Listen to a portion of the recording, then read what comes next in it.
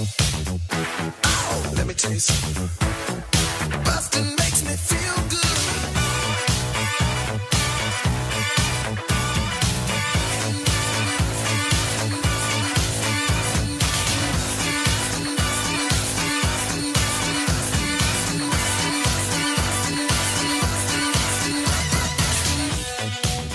Hi, everybody. Welcome to Blockbusting, the podcast where we love to hate the movies. I'm your host, Jay Light.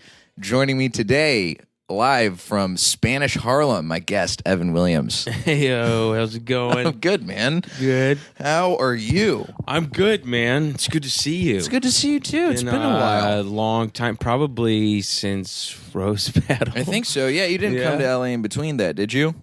I don't think so. Okay. Yeah. Yeah, it's been a long time. It's been a minute. Glad we're back, not just hitting each other up via Instagram about movies that we're seeing. Yeah, man. Yeah, now we can hate one together. That'd be good. And what a movie you have blessed upon me with hating this week. I'm so sorry, dude.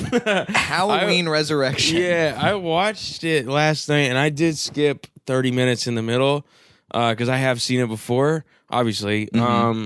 And I am so sorry. That was it's one of the worst movies I've ever seen. Same. I knew it was bad, but like I saw it when it came out, which was what year is that? I've forgotten. I think it's 2003. Yeah, I saw that as a child.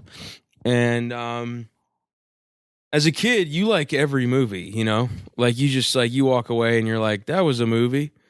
Yeah, because you can watch that. Yeah, you know, we loved Jumanji, we loved Hook. Mm-hmm. We look back now; they're amazing. Yeah, you know, there are issues there, but you don't see issues as a kid. But like I remember even being a kid seeing this movie, being like, "Well, that was stupid," and I am a stupid 13-year-old, you know. But that was one of the dumbest things I've ever seen.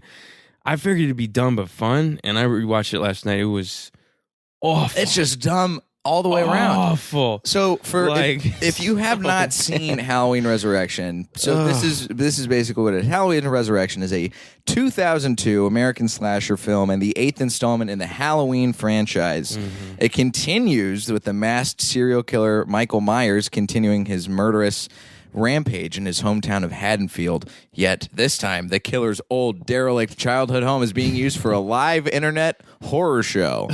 It stars a bunch of people who were on either Disney Channel original movies or CBS sitcoms or American Pie.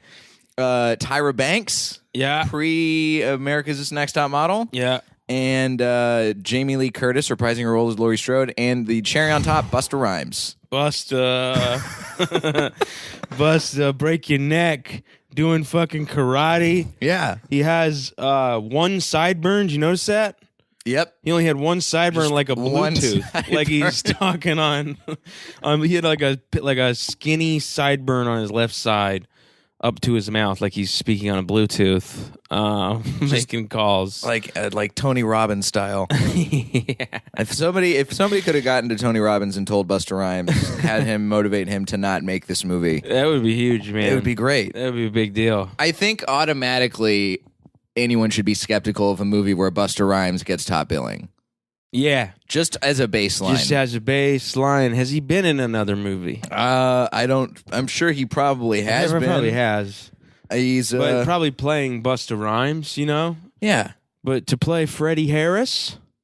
The internet mogul? Yeah, mogul, CEO of Dangertainment. Dangertainment. These are the movies that he did right before Halloween Resurrection. He did Narc. Oh, based true. on the he was video actually game. good in that. Yep. He played like a witness. He was in Finding Forrester. Wow. Alongside Sean Connery. Wow. So You're the Man Now, Dog. Yeah. And he was also in the 2000 Shaft remake. Really? And that was John Singleton. He was the voice of the Reptar Wagon in the Rugrats movie. What? No, he wasn't. So actually, I take that back. I'm sorry, Busta Rhymes. Yeah, you got a pretty solid filmography, man. Overall, this was who would think that this would be the stinker in Busta Rhymes' film career? This movie's so bad. And let's back up. So, what was your experience like watching this movie as a teenager? As a teenager, it just blended in with every other knockoff of the first Halloween movie because like any slasher film is kind of a knockoff of Halloween. You know, I mean, the first slasher technically, I guess, was Norman Bates. Right, Psycho. Yeah, but that wasn't really like a slasher movie. He did slash, but just kind of one victim on screen. Yeah. And then there was Black Christmas was like the first like slasher that felt like this, where like multiple people died. Who is he? You know, murders are happening and you don't know who it is. Like that was the first official like slasher, and then Halloween really just like hit a home run, and so like most films are copying Halloween. So as a kid, I didn't have standards, you know. I just wanted to see fun and get scared, and almost anything scares you as a kid. Yeah. And this was not scary at all, you know, even a little bit. There was one moment I rewatching it that's like kind of interesting, like a cool take, and that's like when the guy, the dude at the party. So this is, you know, they put these teenagers in Michael Myers' house, and they have all these cameras set up, and you at home can watch these people like via webcam and via like Dangertainment. Dangertainment, yeah, exactly. The great idea of Busta Rhymes, kung fu fan, and. And so these, there's this dude who like thinks that it's real, like the only guy in America that thinks it's real, and he's at a party. And it's a Halloween party, and they're teenagers dressed as in various costumes, right? Watching internet TV, as you do when you're a teenager. As you at a do, Halloween watching party. internet TV, right? Yeah, where you and your friend are dressed up, in as the heroes of Pulp Fiction, right? Both white guys. Yeah, of course. Yeah, of course. The white guy's playing Jules. Right. You know, there's a lot of problems with this movie. Okay, and I mean problematic problems. You know what I mean? Like there's some, like a few of the things said. I like wrote down a couple, man, because it blew my mind a little bit, dude. Just the way how you turn on a movie and it's like you're kind of blown away that it's like even a movie from like 2010. And like some of the stuff that we like said to each other then that just like would not fly now. It felt so. This is one of the most dated feeling movies I've ever watched. Dude. I'd never seen it, and I've never seen like full disclosure anything in the Halloween franchise. This is why I am most sorry. Is because this should not be a person's entry point. And it's the worst one in the whole franchise, and it's your entry point. Like literally, Halloween. You know, John Carpenter's Halloween. Is a perfect movie. Like it's perfect. The only thing that's not perfect about that movie is that it's set in Chicago, and like in a couple scenes, if you look real closely, you can see palm trees at the very top of the frame because they had to shoot it in LA. Like that's like the only problem in the movie. Like it's so good. The score is great. John Carpenter does the score himself. He wrote it. He directed it. This lady Deborah Hill directed it with him. She's a horror icon. And the acting, I mean, you know, Jamie Lee Curtis, one of the best scream queens of all time. Yep, First scream the original queen. final girl scream queen. Exactly, yeah. They invented the final girl. And just so great, man. And Michael Myers is this, you know, he's known as the Shape. You know, fans know him as the Shape. Right. Which is like he's not a person, you know, like he's an entity. The boogeyman, yeah, you know, like, and he can come for any of us.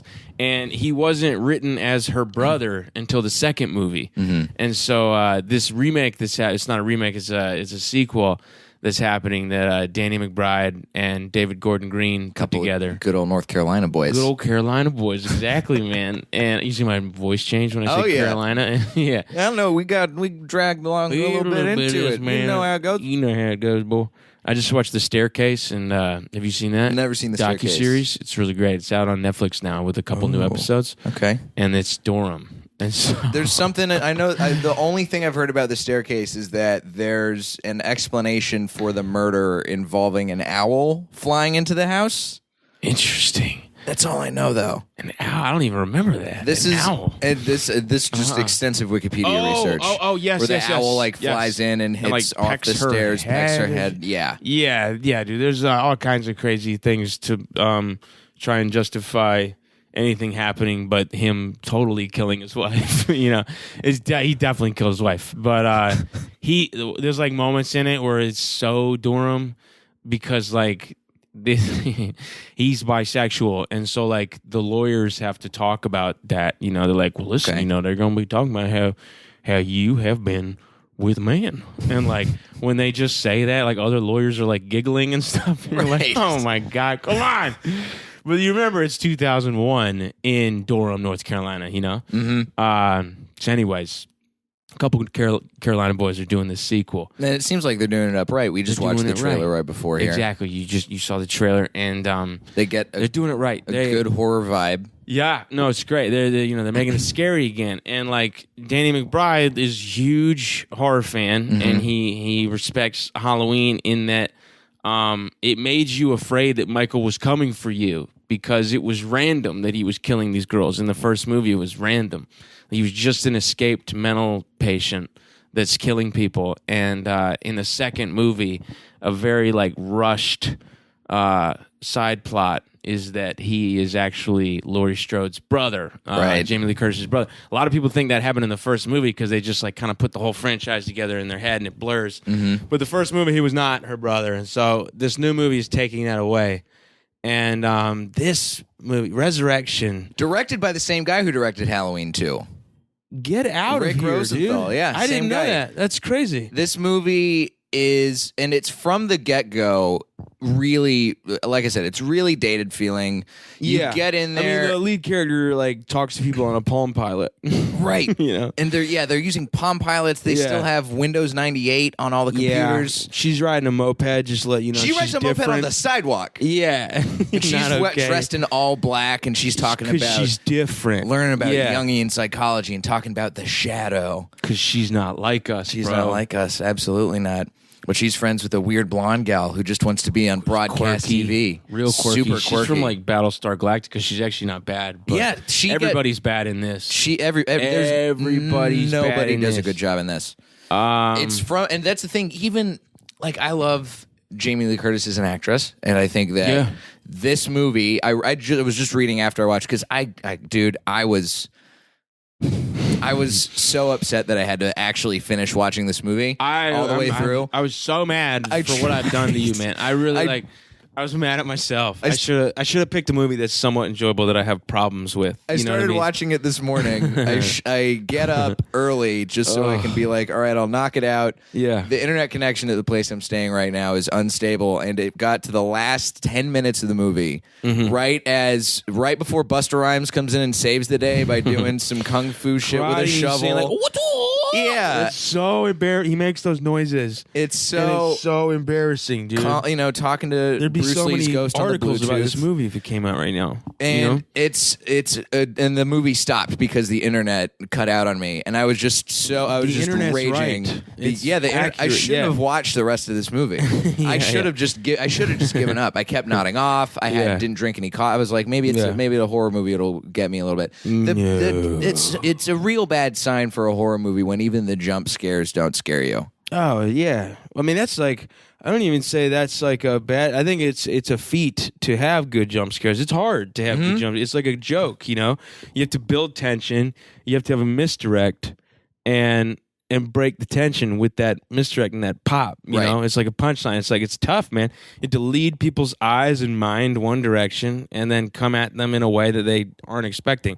You can't do the medicine cabinet mirror thing anymore. That's done a million times. Right, you know? everybody's gonna see that. Where you close it and nobody's there, and you open it and you close it and somebody's there. Like that kind of stuff. Like James Wan is like kind of a master of creating jump scares. Like he'll come up with new ways and stuff. This movie, no good jump scares. Everything's too. It's like it wanted to be. I could tell the kind of movie that it was trying to be. Like I could tell that it wanted to be the sort of cutting edge, gratuitous, like tapping into the internet, tapping into what kids are into at that moment, right? Which is to this writer just internet in general. You show a little boob in there. Yeah. You get somebody impaled on every a gate. guy in this movie Me Too'd today. Absolutely. Today taking down Me Too movement. Like everybody, every single person is so, except maybe Busta Rhymes. Like there was a couple times where like Busta Rhymes is she an came ally over to for his sure. apartment and then like he was like yeah, she's coming here, and I was like, all right, he's going to be a creep, obviously. And then he just used the opportunity to like sell her into doing the show. Right. He was more into that than like her body. I was like very impressed with Busta Rhymes' character. All this. Busta Rhymes cared about is scaring people and kung fu movies. Yeah. Busta Rhymes he is definitely the person who I think does the best job in this movie, but it seems like he's mostly just playing himself. Yeah. Like, I think that his character should have directed the movie because he's actually like cared about scaring people. You know what I mean? Whoever made this movie did not. Then I will say the one part of this movie that I did actually enjoy was Busta Rhymes in the Michael Myers outfit getting chased by Michael Myers, and it cuts that to that camera view, and then he turns around and berates Mike Myers. Oh, that was great. And then he's like, "Get back to the garage. Go help out Nora. Go help out Tyra Banks." Yeah. But it's even the part at the very beginning, because they have Laurie Strode in there. Jamie Lee Curtis can't even, like, It's atrocious what they did to her, man. The minute she opens up that doll and there's just multicolored pills in there, I was just like, oh God, here's what the one thing that I really appreciate about what she did, and I read this afterwards. She was contractually obligated to do a cameo in the movie, which is so wrong, dude. and she only agreed to do it if they killed her off because she hated the direction that the movie was going in. Yeah, the whole And the franchise. was going. She hated where H2O went, and H2O ended with his head being cut off with an axe.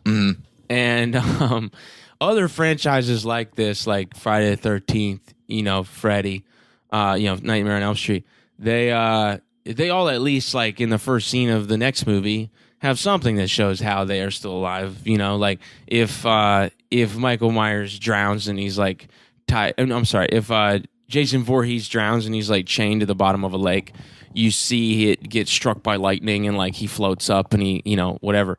And like if you see him get buried in the first movie, in one movie, in part 7, you see a guy like go do a ritual over his grave and he comes back up or whatever. Right. And then Freddy's reborn in different ways. This was just like, oh, he's here. He's just still here. He's back. And once Put you his head on, and he's good. It seems like once you get rid of that they're just like, oh, we're gonna pull the mask off. They cut the head off a different guy the whole time. Yeah. And now she's crazy. Yeah. It's insane.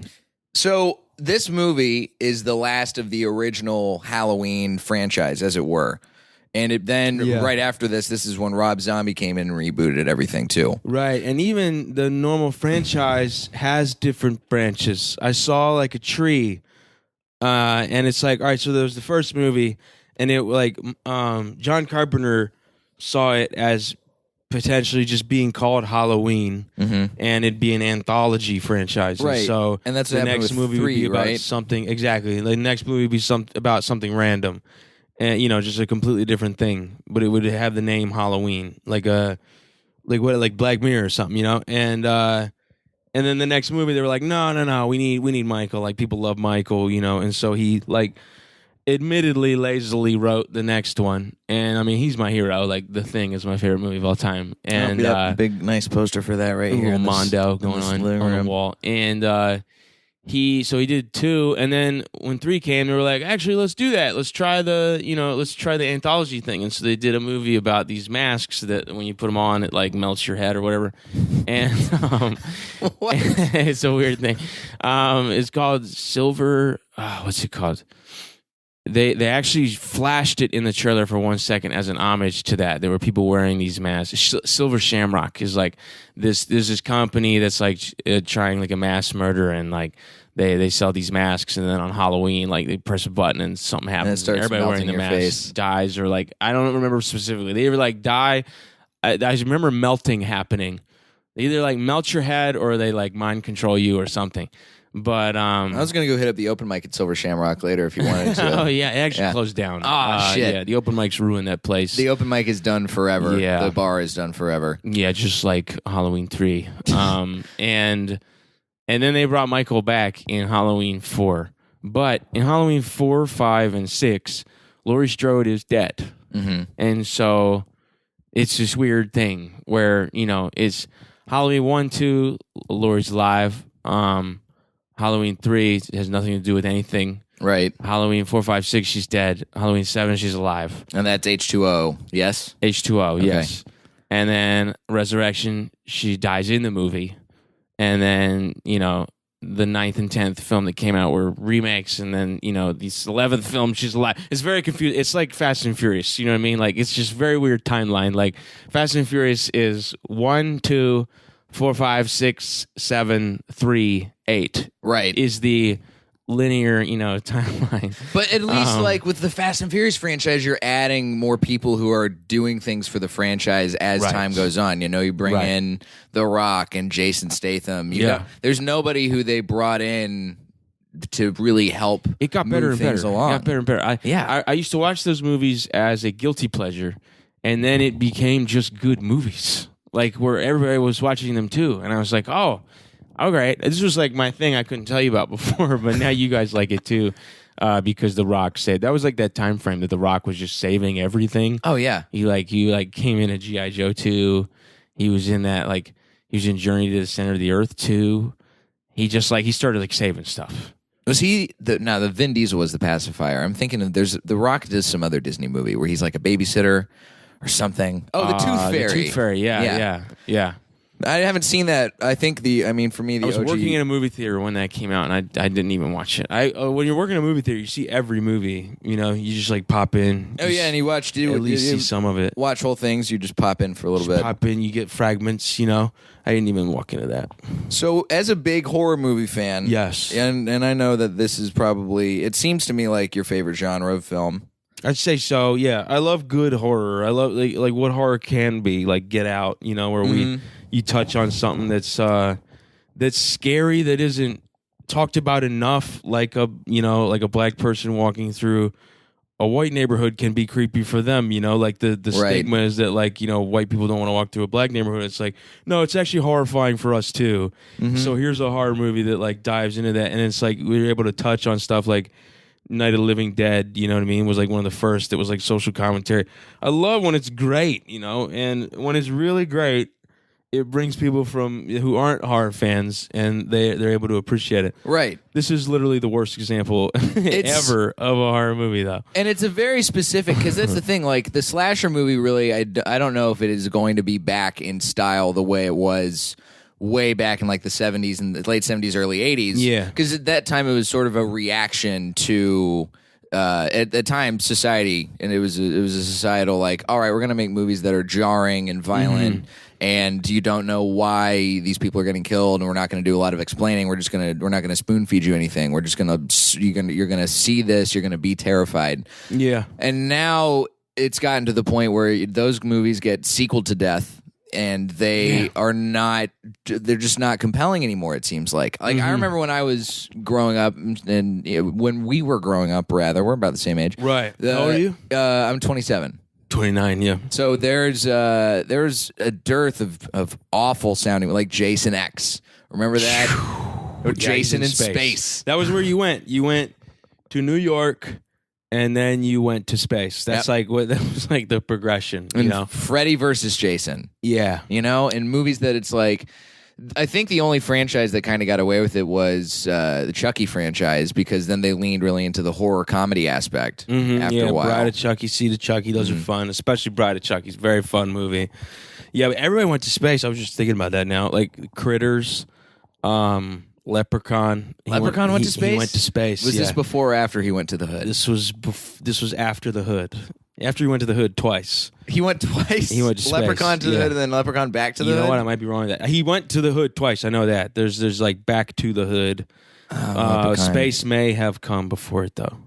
I think space came before it. That sounds bad. I mean, who knows? Yeah. I never got it doesn't matter. Super shelter growing up. Didn't get a chance to watch any of these movies. What's that? Scariest movie I ever watched. I can't remember any like horror movies that I watched growing up. I got scared by Sesame Street episode one time. Really? Oh yeah. There was a song that was all about saying no, but it was just like a mouth that kept saying no over and over again, and it terrified me, and I like ran. See, that is horrifying. Yeah, it's scary. Yeah. Anything that will would scare. be in a Yeah. horror movie, where like a kid's seeing stuff and he watches a show and it starts speaking to him. It's like, no, yeah, it's like that's creepy. I get that. Yeah. Yeah. But I can't think of a good. Ursula scared the shit out of me. Like, I was horrified. Yeah, she's super scary. of Ursula. Hunchback of Notre Dame. That is that's a scary Disney think movie. so? Yeah, dude. The very end remember it being fun. when they start pouring all the lava out Oh and the hot oil, and there's all those crazy weird religious themes to Yeah. it. It's just that. Yeah, I movie's remember got some Fern scares Gully to being it. a little scary when I was Yep. a kid. When the big oil monster came up. Yep. That was Tim Curry, though. Tim Curry's very skilled, at being creepy. Did you ever see We're Back, the dinosaur movie? That's not Land Before Time. No. There's this movie. I saw all the Land Before Times, though. This is probably one of the scariest moments of my childhood was watching this movie We're Back. It's set It's here in New very York. telling. And it's about dinosaurs that get reanimated at the Natural History Museum. Like they come back to life.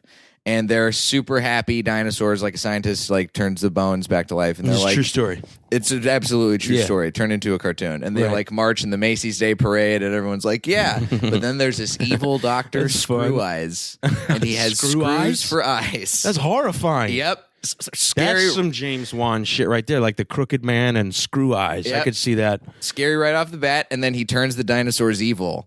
And that's one of the scariest moments because you get Screw Eyes, who already looks freaky. Oh my Got god! literal screws for eyes, and then the Yeah. dinosaurs are roaring and threatening to eat the children, and then they have to get the good doctor to turn it back again. This sounds awesome. It's great. I'm gonna see it. Yeah. It's an amazing movie. Yeah. It's on the level of like the twist is it reminds me a lot of Who Framed Roger Rabbit, another great scary kids movie. No, that's scary, man. Yeah. That's real scary. When is there a moment when Jessica Rabbit looks gross? That scared the shit out of me. That's a real scary part. That one, or like someone was trying to look like Jessica Rabbit, and then like their true form showed. Yeah, or they something turned like around that. and they're just super ugly. Super ugly. Cartoonishly ugly, which is Yeah. the point.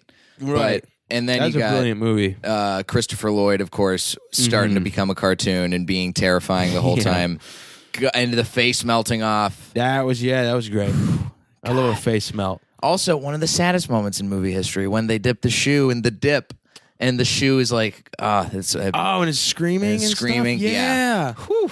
Oh, It's a man. lot to handle for an Yeah. 8-year-old. I think we found that cartoons are scarier than Halloween Resurrection. Definitely. That's for sure. I've been more scared of cartoons. I was probably more scared of the Rugrats movie that I was of Halloween Resurrection. Yeah, when we Just Busta Rhymes. staying just in Busta Rhymes' this filmography. So That's where do you crazy. think the state of horror movies is now? Because it doesn't seem like slashers are the thing. They're But not. They They're kind not of really still up to are. date. You just got to look like on an independent level, slashers are still prevalent. You have this guy Victor Crowley. He's in this movie's franchise called Hatchet, and it's like people who grew up loving slashers. They made this like kind of ridiculous like hillbilly character, like this guy like this bayou in New Orleans, like inbred, ghost or whatever. And it's fun and it's stupid on purpose and it's like super gory and the effects are great. And so you have that kind of stuff. But then you also have like mainstream stuff. Like Blumhouse is phenomenal. I love Jason Blum. Like his whole outlook on like making movies, like they don't need to be expensive.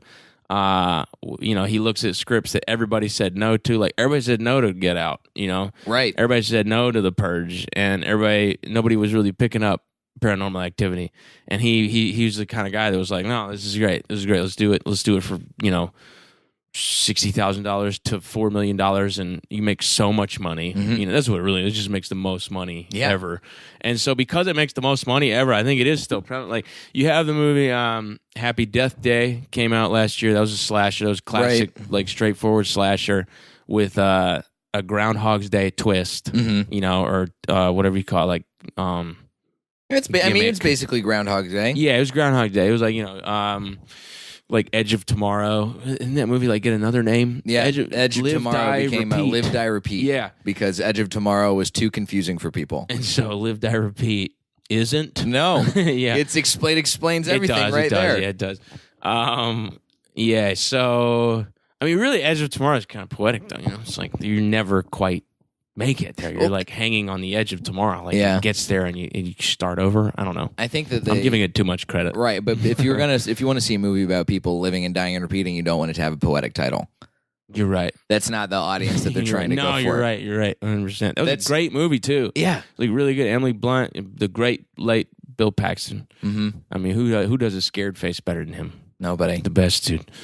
So where is it? I mean, Happy Death Day has a sequel coming. So like, Yeah. it's there. Halloween is getting, its sequel finally. Mm-hmm. And everything they're doing with it, like from the makeup artist of that movie, like the guy who made the props, like literally I saw an interview with the guy who made the props, and he was like, he made the new mask, and he was like, he studied what happens to latex after 40 years, and like the cracks that happen and the wrinkles that happen. He was like, he wanted to make sure that like, Michael Myers' eyes still had the sad, kind of droopy look, but everything around it was cracking and stuff. And like, Gotcha. just the thought that's gone into it. And like, they got the guy who originally played Michael Myers, Nick Castle. Uh-huh. He's wearing the mask again. Cool. He's like 70, and he, Oh wow. he's just gonna pop up, like he's gonna wear the mask a couple times. They have like a actual stuntman, like younger stuntman, playing him for the majority of the movie. Gotcha. And, like, saw an interview with that guy.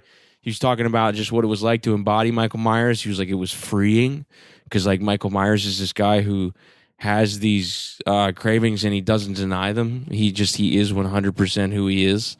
And he was like, it was kind of freeing to walk around. It was horrifying, but it was like freeing. Just like hearing him like get into the mind of him, It's great. You got John Carpenter doing the score again, Which is great. amazing. He's not just producing, like throwing money at it. He's actually like has a say in some, in the story. A So sonic master, that guy. yeah, man. If you haven't, and if you're a big John Carpenter fan too, you should definitely Lost check out Themes. the Lost Themes. Yeah, man. The Lost That's I Themes write album's to great. that. That's what I write to. I love writing to some good old movie scores. I'm a big movie scores, big yeah. fan of the Phantom Thread soundtrack right now. That's Oh, that's really? my writing soundtrack. I'm a big fan of Blade Runner 2049 and Sicario. I listen to that a lot. Oh, I gotta listen to those. Yeah. Sicario's great, and it's Johan Johansson who just passed. Oh yeah, that's right. Yeah, he was great, man. It sucks. We lost him. He's really good. So what, if anything, and I can imagine the answer might be there's nothing that could have been changed to make this movie good. Uh-huh. Is there anything that you think could have been done differently to make Halloween Resurrection, it maybe not even good, at least just like watchable and entertaining? Yeah. Man. It's so brutal, like from everything. From the guy playing him, he didn't move right. The mask, it looked like he was wearing eyeliner, and like his eyebrows were on fleek. Like I'm not a fan of how he looked. I don't know, dude. They tried the shaky cam some. It was bad, but maybe more of it would have been good. I don't know.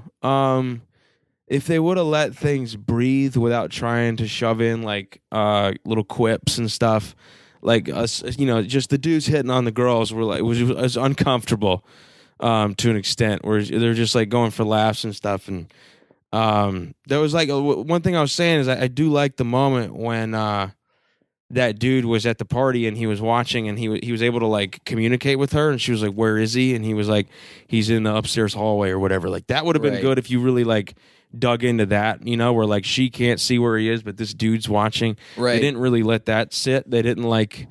They just moved from scene to scene. Like it was horrible, dude. You got more. If there was more strategy and less Busta Rhymes saying "trick or treat, motherfucker," it might be pretty good. There was a scene where somebody was like making out, or they were getting changed, and like Michael looked through like a peephole at them and like tilted his head like a dog. And I was just like, they just so don't understand Michael. Like, he's not a human. He's the shape, And so, like, when you make him this, like, creepy dude who, like, looks at naked chicks, like, you're making him more like Jason Voorhees. Like, it's not what Right. Michael is. There was a scene in the beginning where he kills Laurie Strode, and then he goes downstairs and he talks to his mental patient who's obsessed with serial killers. Right. And the guy starts like saying who Michael is, And by the way, they gave that guy the best room in the place for some reason. Yeah, like, he's got able to like make clown masks the and suite. stuff. Yeah, he has like You a know? nice suite. And so Michael comes down to his room for some reason and doesn't kill him. he gives him the knife, like he turns the blade around and like gives the guy the handle so that he can have like a souvenir, like he's some rock star. Like that was very strange. Like I just assumed he would like go into the next room, like sign a girl's tits or something. Like it was just like it was such a strange thing to make Michael do. They made him human a couple of times, and so if they just would have like kept him from doing anything that gives him personality and just made him a shape that's traveling through this house and killing people, it could have at least had some sort of weight. You know, some sort of creepiness. Man, I don't know. And then take out take out that from Busta Rhymes. Yeah, the karate noises and stuff. We could do with that. Man, that's it. Like character development was just like this one rides a moped, this one likes kung fu.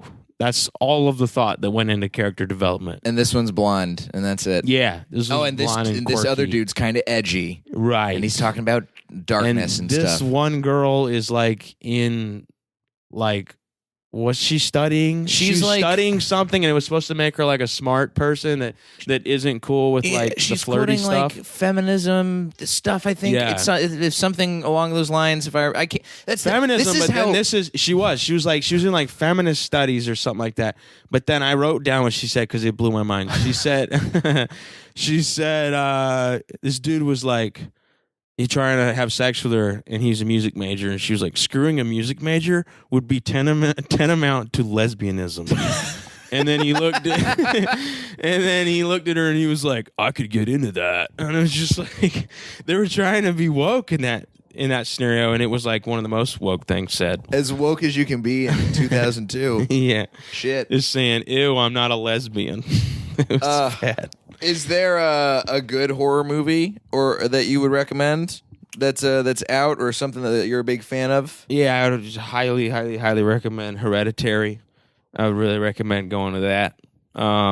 See it in theaters with people who are gonna react, and you know, it's Toni Collette is phenomenal. She's been a great horror mom since she was 24. She played the mom in Sixth Sense. She was 24 years old in that she movie. was great in that. Yeah, she was fantastic. She got nominated for an Oscar for that. And then she was like, you know, she was the mom in the Fright Night remake, which is better than it should have been. She was the mom in Krampus that came out a couple years ago, and then she's the mom in this movie. She's been this great horror mom, and she goes through so much in this movie. Emotionally, mentally, you know, haunting wise, and she kills it. Like, I can only assume she'll be nominated for an Oscar. You know, it does happen in the horror genre sometimes. You got, you know, Anthony Hopkins with the Oscar for Lecter. And Daniel Kaluuya got nominated for Get Out. True. Which is fantastic. Fantastic. And so she deserves that. And it's just fantastic, man. Horrifying, traumatizing, awful things happen in that movie that fucked with me. And I watch horror movies almost every day. And it fucked with me hard, dude. And like, it was so traumatizing that like they would telegraph something that happens later in one moment, and then the next moment is a traumatizing event, and because you're in shock, you forgot that they just told you something's going to happen later. And so then when that thing happens, you're like, whoa, I knew that, but trauma made me forget. Like, it's masterfully laid out. The cinematography's amazing. The acting's phenomenal. The dude, what's his name? Something Wolf. He's Alex Wolff. Alex Wolff, who was just in. I just talked about it last week. Was Patriots Day. He was one of the Sarnaya brothers. He played the brother. Yeah, and he was in like Jumanji. Him and his brother started as like a Nickelodeon show. His brother Nate Wolff, who was in. He was in The Fault in Our Stars. He's been in a bunch of stuff. He was just in the bad Death Wish movie on Netflix. But they're both talented. But Alex crushed it, man. Cool. The little girl was amazing. She was Matilda on Broadway. Yeah. Man, I recommend it, man. Yeah, I gotta go watch that. I'm gonna use really that good. Movie Pass. Maybe very screwed up. Town. Yeah. Well, dude, I mean, I'll forgive you for making me watch Halloween Resurrection. Sorry, dude. I will go. I'll have to watch the original, and I'll let you know what I think of it when I finally. Please get around do, to and it. give it some time. I think you need to heal a little bit. You know, I don't want you to watch it now because it's gonna feel like just a continuation of Resurrection. Like, give it some time and watch it with someone else who hasn't ever seen it.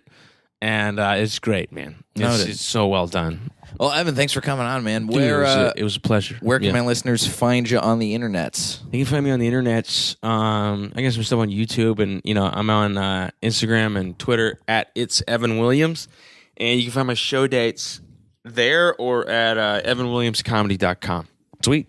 Yeah, man. You can find me at Diet J on Twitter and Instagram, jlightcomedy.com for show dates. And that's about it.